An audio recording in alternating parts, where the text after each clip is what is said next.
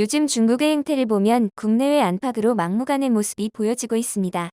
호주와 석탄 갈등으로 수입에 차질이 생기면서 심각한 전력난을 겪고 있습니다. 엎친 데 덮친 격으로 중국산 시성에 폭우가 쏟아져 중국 내 전력난 위기를 악화시키면서 중국 석탄 가격이 사상 최고치를 기록했습니다. 중국은 호주산 석탄을 다시 받기 시작했는데요. 백기를 들고 은근슬쩍 꼬리를 내린 모습입니다.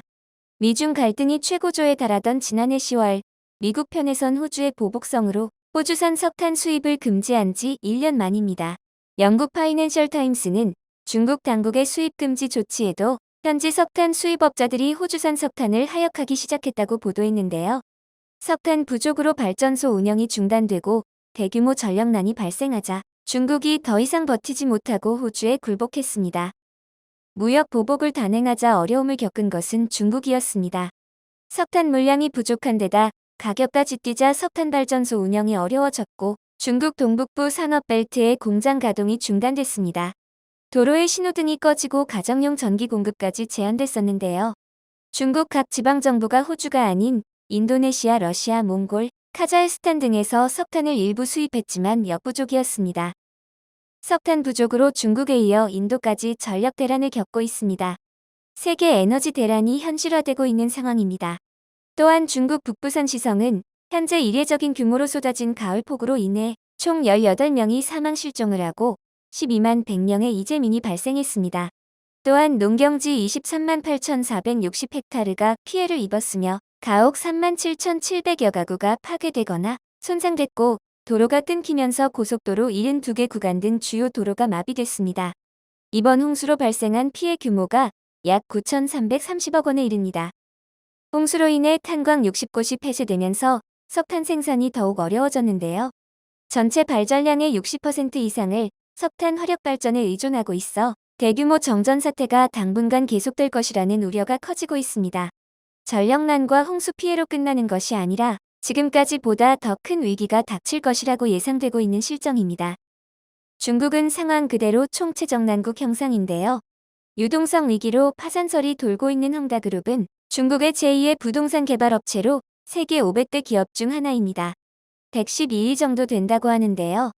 헝다그룹의 부채 추산 규모가 우리나라 돈으로 360조에 달할 정도로 굉장하다는 것이 드러나며 파산 위기에 몰린 것입니다. 몇 차례 달러채 이자를 지급하지 못하면서 크나큰 위기에 빠진 것인데요. 더욱이 문제는 헝다그룹으로 시작한 위기설이 다른 중국 부동산 회사로 번지고 있다는 사실입니다. 그러나 로이터, 블룸버그 등 외신은 12일 헝다그룹이 전날 내야 할 이자를 지급하지 못했다고 전했는데요. 이날 갚을 달러 채권 이자는 1억 4,800만 달러에 달했으며 헝다그룹은 지난달 23일 달러채 이자 8,350만 달러, 같은 달 29일에도 이자 4,750만 달러를 지급해야 했지만 각각 지불을 유예했다고 전했습니다. 어쩌면 헝다그룹의 위기는 예견된 수순이었는지 모르겠습니다. 파산에 직면하는 여느 회사와 마찬가지로 헝다그룹은 문어 발식 사업 확장을 해왔는데요. 부동산을 통해 성장한 이후 스포츠, 식음료 사업 등 부동산과 관련 없는 여러 분야로 사업을 무리하게 확장해왔습니다. 거기에 중국 당국이 지나친 부동산 가격에 견제를 하기 시작하면서 급격히 안 좋아진 상황에 직면했는데요. 공동부유를 내세우며 과열된 부동산 시장 잡기에 나섰기 때문입니다. 헝다그룹의 파산이 가져올 상황은 재앙이라고 해도 과언이 아닌데요. 헝다그룹이 2009년 상장했고 현재 20만 명의 직원이 근무하고 있으며 헝다그룹과 협력하는 기업들만 해도 8천여 곳이며 거기에서 창출되는 일자리가 연간 380만 개라고 하기 때문입니다. 헝다그룹 파산 위기의 투자자들은 SNS를 통해 분노를 표출하고 있으며 헝다그룹 본사 앞에서 시위를 벌이기도 하고 있습니다. 이렇다 보니 중국 정부가 헝다그룹을 지원할지에 대한 관심이 쏠리고 있습니다. 헝다그룹 파산으로 인해 더 큰 위기가 올 것이 확실해 보이는 상황에서 시진핑 주석이 정권을 유지하는 데 필요한 최소한의 조처는 할 것으로 보입니다. 중국이 국내외적으로 악재가 겹치게 되자 인과응보라며 세계 언론들은 조롱을 하고 있는 상황입니다. 그도 그럴 것이 중국은 보복이라는 단어를 참 좋아하죠. 현재 전력난의 발단이 되고 있는 상황도 호주가 미국의 편에 서면서 시작되었죠. 쿼드 보복이라는 이름이었는데요. 중국은 호주의 최대 무역 파트너였습니다. 호주는 전체 수출의 40%, 일자리 12개 중 1개를 중국에 의존하고 있었습니다. 하지만 호주가 코로나 기원에 대해 조사를 요구하고 미국이 주도하는 쿼드에 참여하자 양국 관계는 급속히 악화되기 시작하면서 중국은 반덤핑 조사, 검역 등의 이유를 들어 철광석, 보리, 육류, 와인, 랍스터 등 호주산 제품의 수입을 제한하거나 통관을 강화했습니다. 석탄 수입까지 중단하면서 지금의 사태를 초래하게 되었습니다.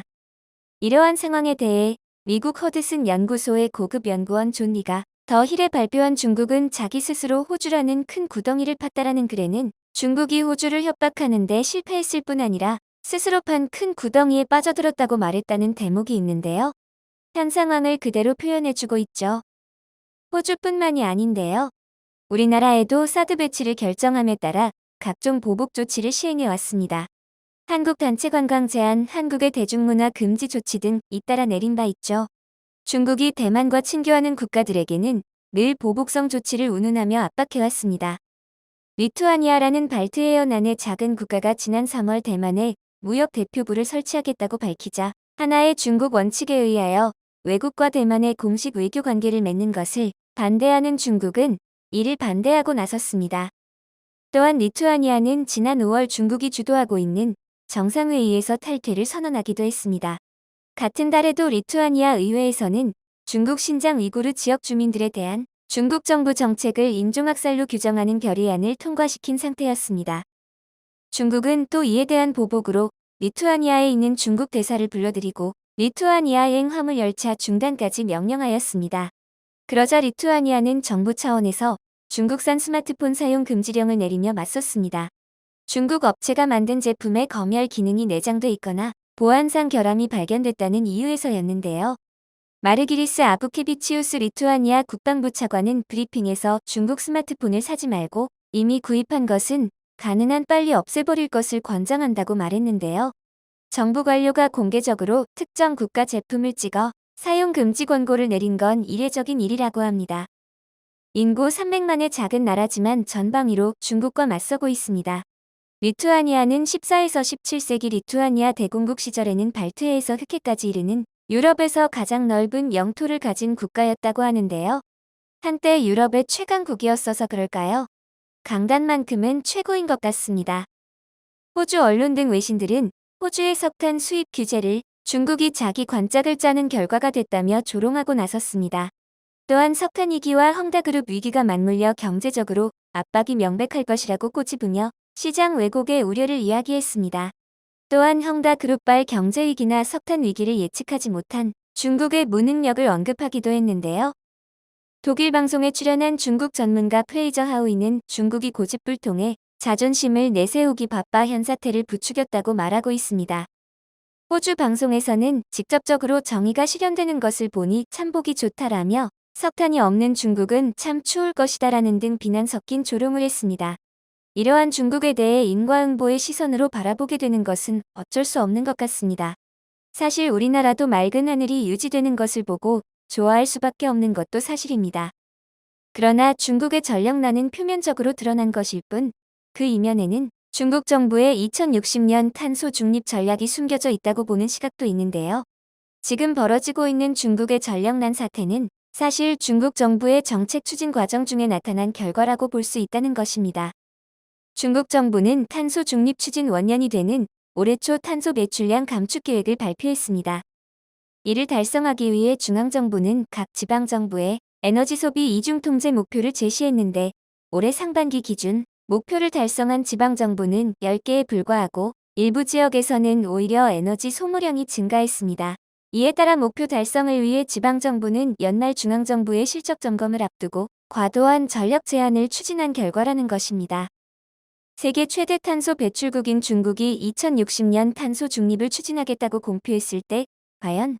이라는 물음표를 띄우며 일부 회의적인 시선이 존재했는데요. 탄소 중립 달성을 위해서는 상대적으로 탄소에 치중된 중국의 경제 상황에서 막대한 양의 이산화탄소를 감축해야 했기 때문입니다.